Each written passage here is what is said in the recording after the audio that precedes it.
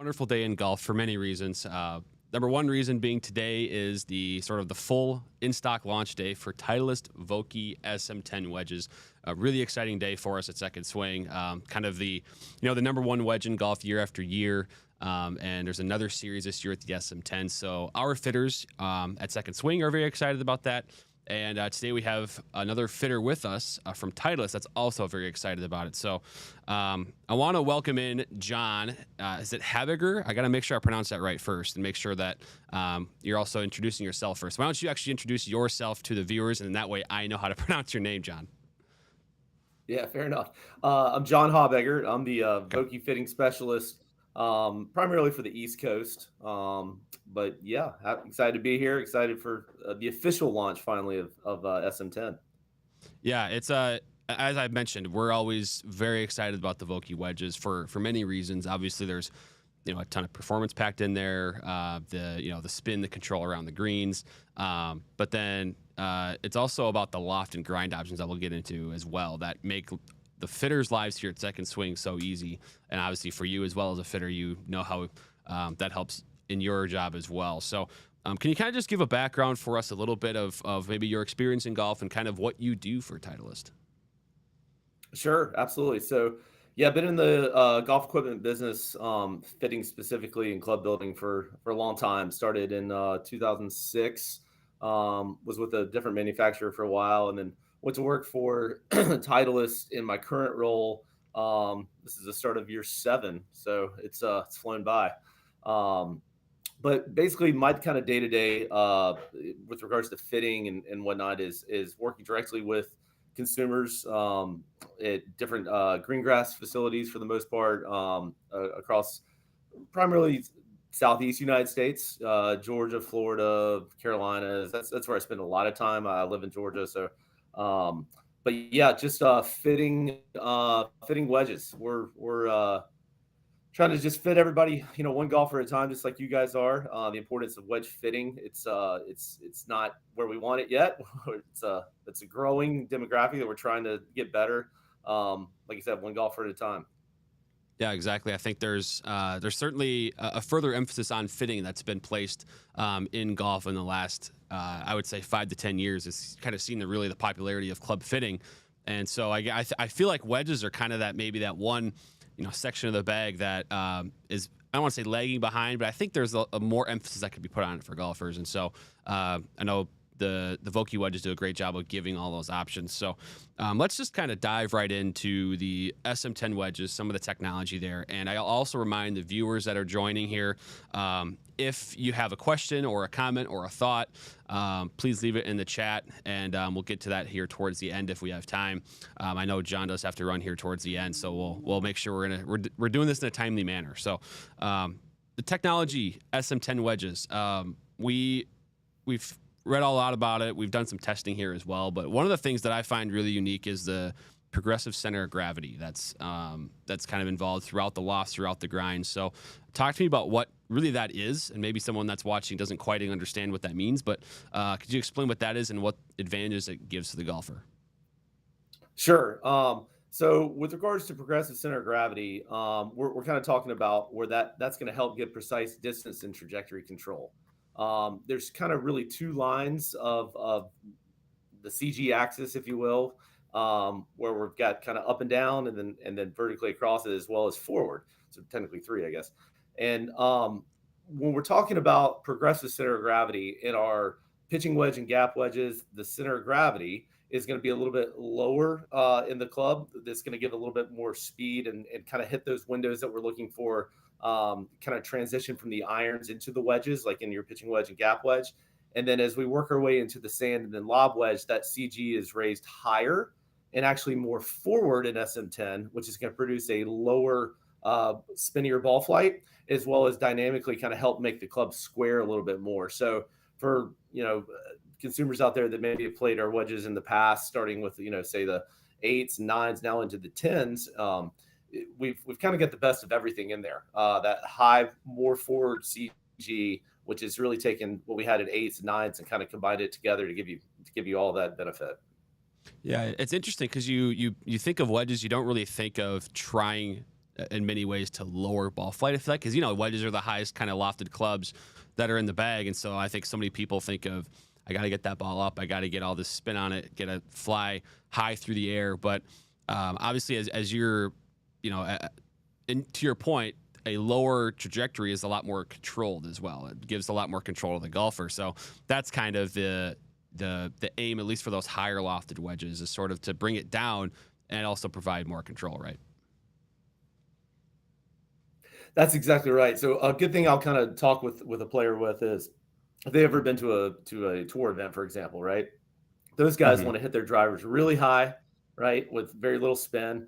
And with the wedge, it's kind of the opposite. We want to bring that ball flight down with a lot of spin, because that gives them more control over the golf ball. So what we're looking at, and this is a kind of a good way I tell fitters and stuff to remember, a good way, like, what is, if you have access, obviously, to a launch monitor like a TrackMan or something like that, where you can really see, like, what is a good kind of launch number, so to speak, with wedges. So you take the loft of the wedge and divide it by 2, right, and then subtract 2, and that's really what we're looking for with our tour players. So if we can get close to that with a consumer fitting, that's a really good number. So kind of want to live basically sub 30 degrees launch in the loft of in your highest lofted wedges.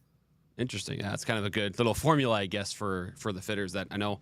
Our fitters in the bays will appreciate that as well. Another obviously aspect of wedges, of course, is the spin, and sometimes it's not necessarily about maximizing all the spin you could possibly get, but it's also controlling it as well.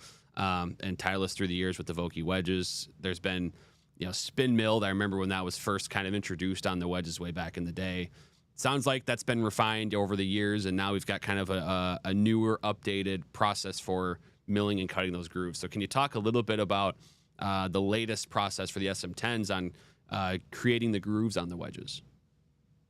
Absolutely. So still using our patented spin mill grooves that we've been using, but we've refined them now. This is kind of the gold standard of our groove cutting process in our TX9 grooves that we have in SM10.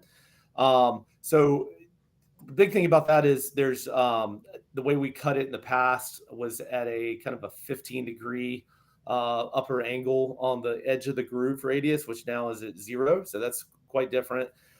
As well as kind of the parallel texture that we have in between the grooves. It kind of helps with spin more on those partial shots. And then still kind of individually cut the grooves based off the loft and the finish of each wedge. So another question I get quite a bit is, hey, does your raw finish, for example, spin more than, say, your Tour Chrome or your jet black finish? And the answer is no, because the way we cut them, they're all going to spin the same regardless of the finish. And I think that's a kind of a common misconception with us. Yeah, I think I've also kind of, I definitely have been, made aware, I guess, of that thought, that sort of perception, is that the raw finish, because of the way it finishes and it, rusts and stuff, that it's going to spin more. But, that's, I guess what you're saying is, no matter what the finish is, the way that the grooves are cut, it's designed to kind of just spin the same throughout, which is really good to know, because it's funny because I have wedges of my own here, and we'll talk about that nickel finish later, which looks sweet. But I'm maybe different in that I like to have different finishes through my wedge set. But if someone is interested in, say, one or multiple finishes, it's good to know that the spin performance anyway won't necessarily be affected by that. So speaking of kind of the grooves and the look, I also wanted to bring up this heat treatment process. Because I think one of the things that golfers are curious about, maybe concerned about when getting wedges, is how long they're going to last. And so this kind of piece that you guys do for maintaining the durability of the wedges, I think, is very important for golfers. Yeah, so we do a heat treatment process to the impact area of the wedge. And what that does is it actually doubles the life of the groove. So instead of, say, about 400 bunker shots, by doing this process, it doubles it to 800 bunker shots. And that's pretty important, because wedges do wear, right? After about 75 rounds, we start to get a little bit of what we call spin decay. I kind of tell consumers after about 125 rounds, you're starting to see really significant difference in performance, where the ball may slide up the face more, launch higher, come up shorter, so you don't hit your carry distances as consistently. and as well as, especially out of the rough and stuff like that, you're not going to get Hmm. near as much spin. You're not going to have near as much control over the golf ball.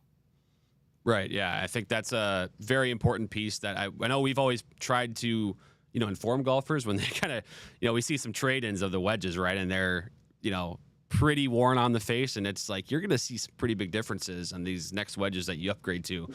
So a lot of these players that might be upgrading to SM10 right now, today, or in the next few weeks here when they could fit, they're going to see some pretty big differences with new grooves there for sure. So, and then we also got to go over these grinds.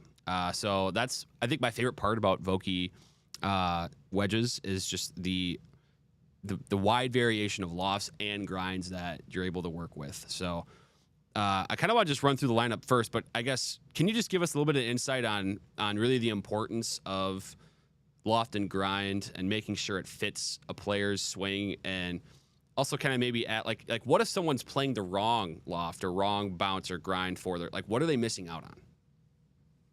Yeah, well, that's a great point. So all this cool stuff we're talking about the technology of SM10, like the new progressive center of gravity and these great grooves we got, unless you get the right grind to get that impact location on the correct place on the face, which is really kind of between grooves 2 and 5, we're not going to get all the benefit of all these things. So it really starts with the grind.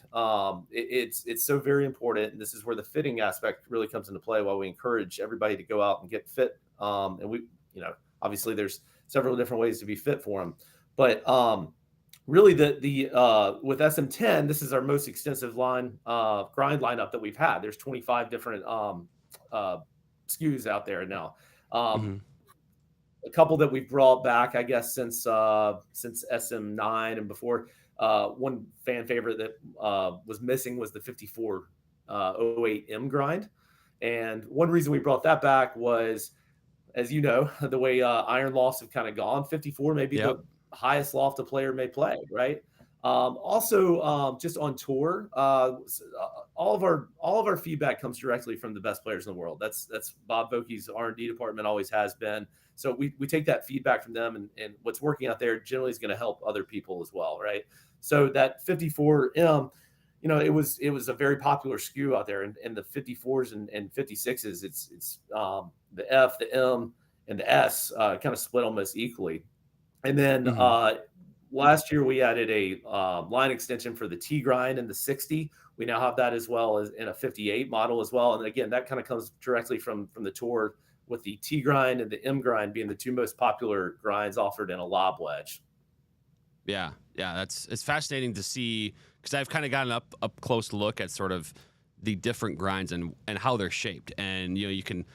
It's one thing to kind of hear the discussion of sort of why a T grind is going to play differently than, obviously, like, this is a very extreme example, but say a K grind, then you see the builds of them up close, and it's just wildly different. And so, is there a, like, this might be an odd question, but as a fitter, maybe you'll have some insight into this. Is there a grind or grinds that might be more popular to sort of the quote unquote average golfers out there, or maybe one of the grinds is kind of reserved maybe for very unique swings out there? That's a fair question. The best way I can answer that, first and foremost, is you got to get fit, right? Because everybody's different. It's not one grind fits all or anything like that. That's why we have so many of them. And it depends, I think, a lot, first and foremost, on that player's swing, right? Are they a little steeper? Are they a little more shallow through it, right? All these different things. And then on the conditions on which they play. So what I've found is, there's sometimes regional parts of the world can be a little bit different, right? Like it's maybe a little bit firmer in this part of the world versus here it's a little bit softer and grainier, grabbier type grasses. So I think that really comes into play as well. But again, that's why it's so important to get fit and kind of work with somebody on that. To answer your question, like a T grind, for example, yeah, it's the most played grind in a lob wedge on tour, because those guys are really good at using the bounce of the wedge and how to deliver the club, right? And they need that versatility at their level because of the conditions on which they're playing week in and week out. So that's why there's a lot of the best players in the world playing that particular grind, right? But that doesn't mean that it's not for somebody else, right? Again, that's the whole point of kind of being fit, and that's why we have so many different ones of them. Yeah, it's also probably, I imagine, as we kind of dive into sort of some more of these fitting dynamics of it. I've always, one of the, the fitters here at Second Swing, one of the things he always preaches quite a bit is having multiple different lofts, grinds, bounces even in your wedges or throughout your wedge set. And so now I maybe that's not exactly perfect for every golfer, but I guess maybe is there a ratio of golfers that say fit into multiple grinds and bounces versus all the same? Or I guess what's that dynamic that you and in the conversation you have with golfers when they're looking to, they're upgrading to an SM10 set of wedges and you're discussing the loft and grinds and bounces with them to mix those grinds up a little bit in the bag? Talking about that all the time and every single fitting we do. So again, fit to the player's swing first, obviously condition second, but having that conversation of versatility in the bag is so important. We get 14 clubs, right, that we can play with. Well, some of them are pretty one-dimensional. So having as versatile as possible in the wedge setup is key to playing great golf. So not always, but more often than not, you're going to have a player that maybe has a little kind of mid to high bounce grind, say in their sand wedge, for example, and then the opposite, right? Maybe a mid to low bounce option in their lob wedge to give that versatility, because you're going to have situations where in a round of golf on any golf course that you're going to get a soft, spongy, grainy, grabby lie where a little bit more bounce and less loft can be beneficial there. And then vice versa, you're going to get that kind of real tight, firm greenside lie or more of a hard pan type bunker situation, whatever the case may be. So having another wedge in the bag that's going to help with that. So not only getting those different grinds in players' bags to give versatility, but as well as talking about the importance of wedge selection with that player once they get these is going to really help them score better. Yeah, exactly. I'm glad you're promoting the different grinds throughout the bag, because I know that's been obviously, as I mentioned before, the fitters here at Second Swing are really promoting that hard. And I also now kind of want to get your perspective on my wedge setup. Okay, so I just recently got my SM10 wedges. I love them. I actually changed primarily. I had SM9s last year, but I changed primarily because I got a new set of irons that's weaker lofted. And so instead of the 50, 54, 58 gapping setup, I'm not 52, 56, 60. And so I figured, well, I'll just get upgraded to the SM10s. And so I got the F grind for the 52. I've got the S grind for the 56, and the 60 is an M. So now based on that, I guess what would you say a little bit like about my wedge game just by hearing those grinds? What would you, I guess, is there any assumptions you could make about how I use my wedges? First and foremost, that's a great set makeup, right? You got 3 different grinds in the bag. So let's get that out of the way. I love that. I love that. I would say based off those, probably one of 2 things. Either you play somewhere that is a little bit tighter and firmer type conditions, and that you're probably more neutral or just shallow in your club delivery would be my guess.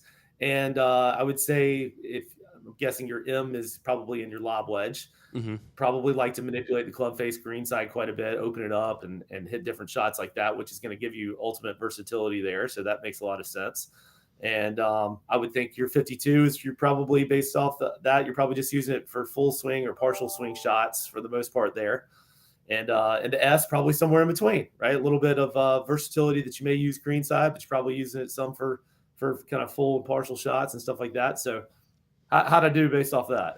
That's pretty darn good. It's you are a Vokey wedge fitter after all, so it's not like I was expecting you to be incorrect about that. But no, it's I am the classic golfer, and I this may or may not be right, but I'm the classic golfer that anything inside of like 90 yards, I'm using my 60 degree if I can. And so that requires, I'm opening the face a lot. I'm and of course I try to, especially around here right now in Minnesota, a lot of times it is pretty soft, but right now we got a lot of courses that might be still frozen a little bit underneath. I'm trying to get out there as much as I can to play. And so that's where the low bounce sort of versatility of the M grind really works. But that's the interesting part about playing up here is the turf conditions can change so much, which is kind of, I guess, another reason to your point about having multiple grinds in the bag, because it might be firm and it's still kind of frozen underneath right now, and then in a couple months it's going to be soft, And then as throughout the summer, obviously we might have a dry spell, might get firm. So that's kind of the advantage, especially up here in Minnesota, of having multiple grinds in the bag. Is there any crazy setups that you've seen or fit players for? I because of all the options, I'm just curious about this. Like, is there a setup that you can think of that kind of wowed you, that's maybe a one of one that you might not ever fit somebody for again, but just because of their launch characteristics, the way they use wedges, that player called for it?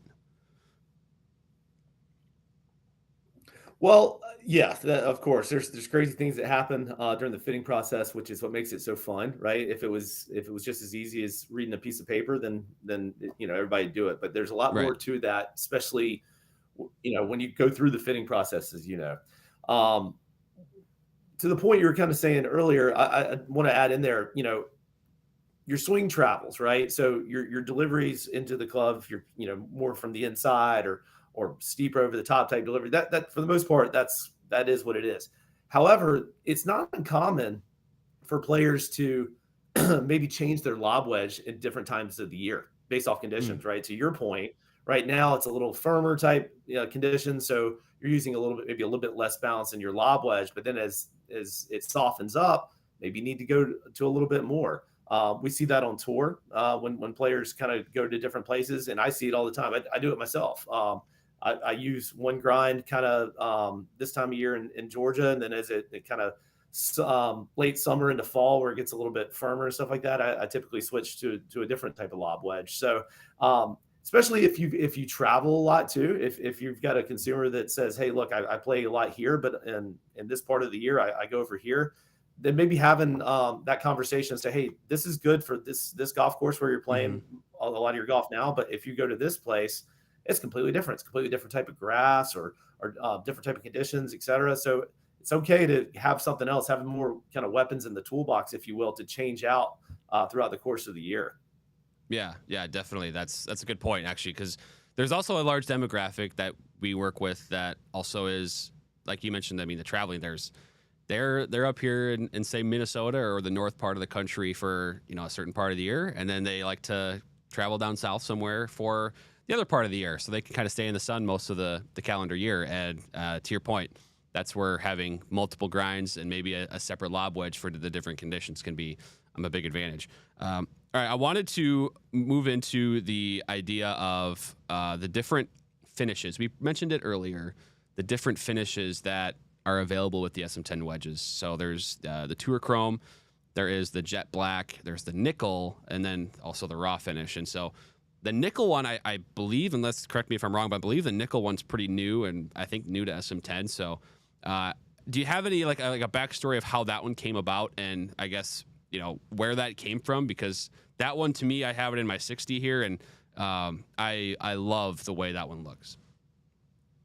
Yeah. So to your point earlier about having different colors in your different wedges, that's more common than you think. A lot of players Really? just to say, hey, I like the black and lob wedge. I like the now the nickel and the sand wedge, and then my gap wedge. I'll play tour chrome. It's just easier to see it in the bag for some players, right? So that's really not Hmm. that crazy as you think. Um, I do have a great story though, to your point there about how that came about. Perfect. I'll give a shout out to yeah, I'll give a shout out to my boss, Corey Gerard, who's our Vokey director. And he was literally sitting in his office, I think as the story goes, in Carlsbad, and he saw three cars in the parking lot. They were all kind of parked next to each other, and one was black, one was silver, and then there was one kind of right there in the middle that was kind of like more of like a grayish type color. And he's like, that's it. So that's really where it Wow. came from. As simple as that. It's like, hey, we need something a little bit more dead in the middle, Yeah. from the tour chrome to extremely to the black. So that's where nickel came from. I think it's great. I've been fitting in Florida for the last few weeks for the most part, and it's been a pretty popular choice down there, obviously because it's so sunny. Sometimes the black can be a little extreme for players, right? They either love it or like, that's not for me, and that's okay. So we wanted to give them another kind of darker option with a little maybe less glare and stuff like that. So yeah, the nickel's been really well received.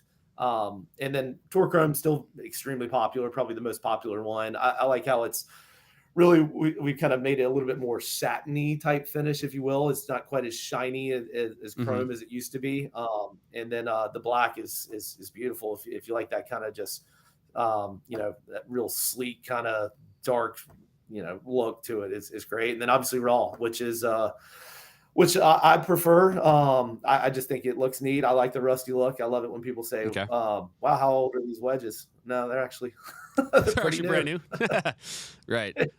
Is there a breakdown of, like maybe a percentage point of, how often players prefer, say, Tour Chrome, Jet Black, the nickel and raw? Like, is Tour? I guess my assumption is that Tour Chrome is the most popular, but maybe that's wrong. I don't know. It is the most popular. So I don't have the exact statistic across, all Right. the Yeah. millions of wedges that we sell worldwide, but I can tell you just from, over the last 6 years of my fittings and stuff like that, I do have a breakdown of all that stuff, and it's about 50% Torchrome.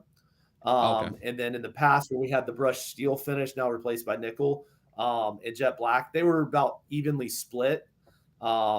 And then obviously raw's a little bit less there for sure. But I would say nickel. This is a complete guess. I don't have any factual information behind this, Yeah. but I think nickel's going to probably move the needle a little bit Yeah. more towards Torchrome. But I think Torchrome is it's your traditional type finish. It's still probably always going to be the most popular. Yeah, yeah. I mean, again, I'm holding the nickel finish right here. I love it. I think I'm almost kind of regretting getting one nickel and then the two jet blacks and my other two. But this is these. Well, Yeah, hopefully it's you're gonna play more. Hopefully you're gonna play more and wear them out, and then we'll replace them, yeah, and that's you'll get them true. that way. Oh, I'll play plenty of golf. I don't worry about that. I get my golf in. Good. So we're kind of starting to wrap up here. If there's anybody that has a question or comment, throw it in the chat as we kind of start to wrap up here. I know you've got a meeting to get to as well. So we did get one. I got a DM actually as we sort of promoted this, if you will, ahead of time on Twitter from Jason. He's asking about wedge fitting, particularly the shaft. This is something we didn't talk about. So it's kind of neat that Jason asked this, but he's asking about the shaft. He says, if I'm playing, let's say, well, for his example, I'm going to say S300 Dynamic Gold in his irons. So S300 in his irons. Should I also use the same shaft for wedges, or should I do something different? Great question. Comes up all the time. Have that talk in the fitting process. So I'll answer Jason's question first, and then kind of expand on that. So in his situation, if he's playing an S300 in his irons, probably going with an S300 in his gap wedge, if he's using that primarily as kind of like a 10 iron, if you will, kind of an extension Sure. of his pitching wedge and a true gap wedge, is a good choice just to kind of marry that up with the irons. And then going with like an S200, which is like, for example, our wedge flex in the stock shaft offering, just a little bit softer than the S2 from a subflex perspective. Just give a little more feel, a little more spin green side would be a good choice probably in his sand and lob wedge. Okay, interesting. So that's actually something I hadn't heard of. I shouldn't say hadn't heard of, but something maybe you don't think of, being that it's a heavier club typically, is actually going softer flex wise in sort of your maybe higher lofted wedges. That's just, again, just kind of a feel thing for players? It is. That's exact feel as well as spin. Think about it. If for the most part, like in a lob wedge, right? You're not swinging it full like you are a 7-iron, right? You shouldn't Right. be. You want to be a Yeah. great wedge player. You're going to be more controlled and stuff like that. So a little softer is going to give you more feel in those kind of touchy-feely shots, as we kind of say, as well as it's going to give just a little bit more spin in that slightly softer flex. And that just, let's go across board, right? If, for example, a player comes to you guys and they get fit into whatever shaft, right? Nippon or Yep. KBS or whatever the case may be.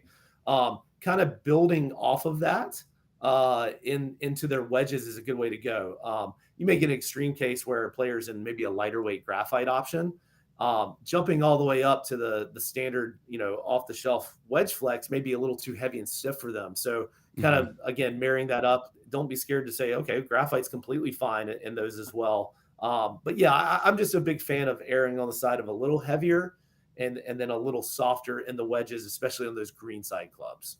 Right. Yeah. Because there is a certain element of feel. Really, I mean, I guess in my sake, it's basically, under 90 yards. For some players, it might be under, 60 yards, but where you're kind of, you really need to feel where that club head is as you swing it on those kind of lighter swings. So interesting. I guess again, I'm not a trained certified fitter per se, but that is another one that I had thought of there. So let's see. Here's a question from Freddie in the chat. He's asking about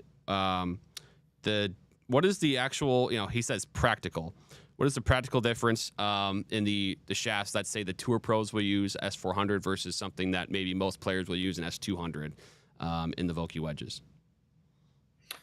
So between an S200 and an S400, it's just, for the most part, it's just gram weight. So 3 or 4 grams, I think, is the exact weight difference there.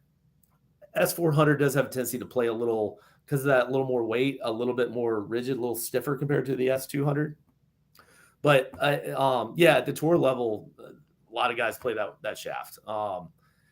It just depends, right? It depends on what you're fit into and stuff like that. So that's one of the heavier shaft options out there. So that's, from there down is kind of the different options that are offered, so to speak. So right.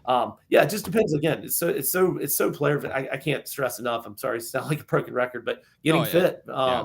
This is all part of that process. And if you've, I think statistically speaking, around 80% of players are fit for irons, and only maybe around 20%, I think it is, have been fit for wedges. So use what you've kind of learned in the fitting process for the irons, and it can be applied somewhat towards the wedges with regards to shafts, shaft length, lie angle is so very important in wedges. So all these things will kind of come into play there. So you can, if you've been fit there, you already have a slight advantage going into your wedges. Yeah, that totally makes sense. I actually have now. I was gonna wrap up, but actually, just because of what you said, I there's a question I personally have that I came up with, and then we can kind of start to wrap here. But so you mentioned loft and lie and things like that. When, let's say, a player gets their wedges and they have a gapping scenario where they might want to adjust the loft of their wedge. Maybe they need to go from 54 to 55 or whatever it might be, right? I know that's something that you probably work with a lot, but is there a significant difference in, say, if they adjust the lie, or they adjust the loft on the club, that bounce changes, right, and lie changes? So is that something they need to be concerned about if they do that, or is it something that they won't see a ton of major, performance difference? What's the process that you go through with players if they, want to make that little tweak to their loft? That's a great question. Comes up all the time. Certainly, we'll do kind of bend 1 degree strong or 1 degree weak, as we say, to get dialed in those distance numbers for sure. But yes, anytime you do that, it's a 1-to-1 ratio, right? So if you bend the club 1 degree strong, you're removing 1 degree of bounce. And in the fitting process, do that quite a bit to kind of get 1 degree. Doesn't sound like a lot, but it can make a huge difference, especially greenside and the bounce aspect. So that's why it's important to work with a fitter that kind of knows all that stuff, because if anytime you just bend something, you're really changing the performance of that golf club more than you probably think. Yeah, exactly. So I know it's something that I know, like you see, you see the what's in the bag specs, right, of like players that either win or go to, you look at the Titleist Tour players page and you see kind of what's in their bag. You see 55 degrees, or you see a 59 degree wedge or something, and you think, well, they're just playing a 60 degree bent. Well, there's a lot more changing maybe in that circumstance. Now I see these tour players might have it specifically built to 59 degrees, but like you said, there's a lot more that goes into it. So golfers, we're going to kind of start to wrap up here. I know John's got a meeting coming up here that we got to get him out the door for here. But again, a reminder today, you can go in store at Second Swing, get your Vokey SM10 wedges. Or, of course, you can order online as well. We'll customize, and then you can also schedule your fitting for Vokey SM10 wedges, and we'll get your short game dialed in. I can attest, having played a few rounds a little bit earlier this year, they're pretty good. They're pretty darn good. I also will endorse the nickel finish, as we talked about earlier. So, John, thank you again for your time today. This was great. I think the golfers learned a lot, and it also will stay up on YouTube as well for viewers to chime in and watch as well. So. Thank you for doing this. And again, we are really excited about SM10 this year, and I know you are too. Thanks, Drew. Appreciate you having me, and thanks for all that you guys do.